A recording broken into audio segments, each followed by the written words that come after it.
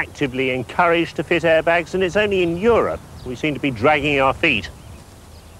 On the UK market, just Honda, Mercedes-Benz, Volvo and BMW offer airbags either as an option or as standard equipment. Why is it taking so long for them to arrive there? Well, one reason might be cost. Mercedes-Benz would charge you £1,400 for an airbag as an option. The introduction of airbags in the States came only after long and bitter opposition from the car manufacturers, who in the 70s were reported to have done a secret deal with the US government to prevent compulsory fitment. But attitudes have changed. Manufacturers no longer see safety as a costly inconvenience, but they're finding it a positive marketing tool to promote their cars. Thanks to Chrysler airbag, I still have my little girl. Only Chrysler puts a driver's side airbag in every car we build in America. In Europe, cheaper systems are under development to overcome the cost problem. Now, this is the Euro bag. You'll see it's only 35 litres. It's much smaller than the 70 litres of an American typical system. And it's all contained in the centre of the steering wheel. Even though it's smaller, the manufacturers claim it's just as effective as the larger bag if you're wearing your seat belt. Now, if we are going to hit things on the inside of cars, why not make them softer? Well, the government's Transport and Road Research Laboratory has been droning on for years about making the inside of cars softer. A soft steering wheel, like this one fitted by Rover, would help to reduce facial injuries and would cost under £50. But just how effective would it be? There's a limit to how far one can go with that without making them sore by rubber, in which case not much use for steering a car then, are they? But there are certain things that could be done. Unfortunately, we can't get enough that way. We can't get enough energy absorbance. We really have to be going for something different. And airbags would seem at this stage to be one of the answers. The industry has argued that airbags are ineffective inside impacts. As ineffective perhaps as the doors they've been fitting to most of our cars. But 60% of all impacts are frontal anyway, and side impact airbags are being developed to deal with situations like this. The chances of an accidental airbag inflation are less than 1 in a million, and you can still control the car even then. Despite all the research, the evidence and the experience of airbags in America and other places, our own Department of Transport remains unconvinced about the efficiency of airbags. We are still investigating the matter, they told us. Others think the courts should be taking a lead. Douglas Stewart, you're a legal advisor to the Spinal Injuries Association. Now, the association is currently looking for wheelchair victims of car accidents. Why? Well, it's not just wheelchair victims either. They're looking for people in general who have suffered as a result of an accident in which an airbag would have made a difference, because they know from the statistics that have been gathered here and in America that airbags really work and can prevent death, brain damage and spinal injury. Now, if you find such people, will you be bringing actions in the British courts? Yes, there's every reason to believe that there could be cases run in the British courts for crashworthiness, for the failure of manufacturers to acknowledge that the state of the art around the world is sufficient that vehicles here should be fitted. The compulsory wearing of seatbelts has done a tremendous job in cutting deaths and serious injuries. If we go for airbags, the chances of surviving even a massive accident are considerably enhanced. The airbag was the piece of equipment that saved me. I had my seatbelt on, but the airbag did it. Anyone that purchases a vehicle should have the comfort of knowing if they're involved in a crash at 35 miles an hour or 55, that an airbag is there for them. Now, many cars available on the UK market without airbags have them fitted as standard or as options on the American market in nearly identical models, so the technology undoubtedly exists.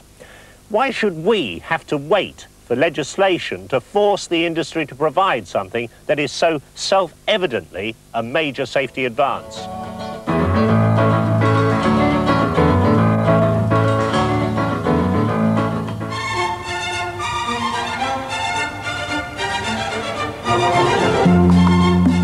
Despite Despite an aristocratic and upmarket image, the Range Rover makes a surprisingly sensible second-hand buy. A classic body shape that's endured virtually unchanged for 21 years. Add a non-dating registration and a used Range Rover can look like new. Buy a 7-year-old example for £5,000, stick on a plate, and only the experts can tell it's not £30,000 worth. Some of the best people have bought and run second-hand Range Rovers, and for some, it even led to a contract to do a touch of promotion. I had my first one in 1974 when I bought a second-hand one for £2,000, and I had it for 2 or 3 years and sold it for pretty much the same amount of money thereafter. And really I've been doing the same thing with Range Rovers ever since. And now I suppose I drive, 25, 40,000 miles a year in the vehicle, depending how much I'm in this country and how much I'm overseas. And I suppose it's got an upmarket image, but I mean, I drive it because I enjoy driving the vehicle, not because of what people may think of me or the vehicle or anything else. The Range Rover is definitely the ultimate four-wheel drive vehicle.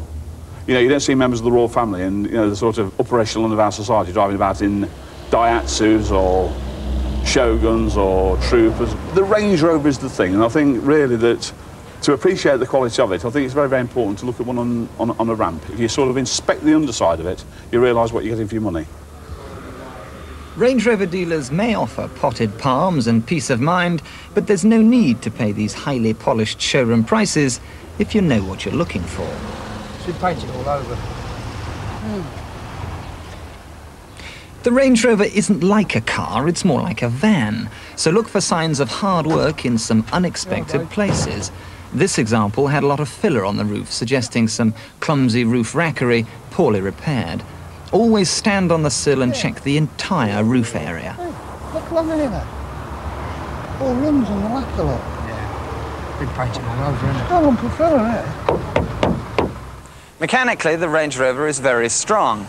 Its heart is a marvellous V8 engine, which is good for 200,000 miles, if properly maintained. Neglect and abuse it, and it can deteriorate very quickly. Pull out the dipstick and look at both the quantity and the quality of oil in the sump. Here it's dirty and black and obviously hasn't been serviced for some time. It's also halfway down the dipstick, so this may have engine problems on the horizon. Watch for a discharge of blue smoke on startup, which could mean that the engine is burning oil and worn. And while you're at it, listen for the tappets at the top of the engine. A loud ticking is not a good sign. This one sounds perfectly healthy. Take a good long look at the bodywork and check for scratches, dents, stone chips and rust blisters. And have a good look at those slab-sided doors as well. They're very vulnerable to parking dents from jealous Cortinas. But pay particular attention to the tailgate, which is the Range Rover's notorious rust trap. Most elderly examples will have had one, maybe even two replacement tailgates at some time. On this one, you can just see it's beginning to go down here, and although it's not too bad, it'll need a replacement within a couple of years. A fully stamped service history is a must on a used Range Rover. It can add up to £1,000 to the second-hand value. Not only does it show you how well the car's been maintained in its life, it can also prove that the mileage is genuine. Range Rovers get clocked like everything else. And while you're here, have a good look at the interior. Range Rovers get used in mucky and muddy conditions, and some of it rubs off. Pay attention to the seats. They can fray and tear. Some of the electrical controls can test the patience of a saint. Handles break off. In fact, on some of the earlier 1980 examples, the trim could have been made of papier-mâché and worn better. You see, you have to remember that the Range Rover was made and designed by the same people who made the Allegro, and you might even recognize the odd bit here and there. That door handle down there, that's genuine 70s Morris Marina.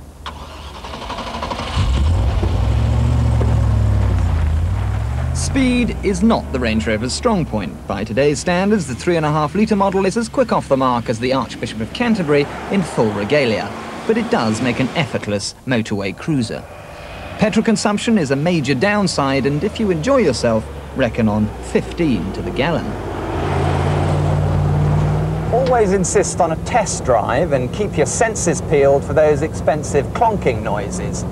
Coil springs can break, shock absorbers can break, and you can get wear in the drive shafts.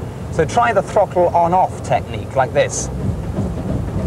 If there's a lot of banging and clunking, you know you've got expensive bills to come. While the majority of Range Rovers never go near a ploughed field, there's always the odd one that imagines it's a Land Rover. If you think your potential purchase might have done a spot of mountaineering, be extra wary for rust, chassis and body damage. There are a wide range of specifications: 2-door, 4-door, Vogue and special equipment, automatic and manual.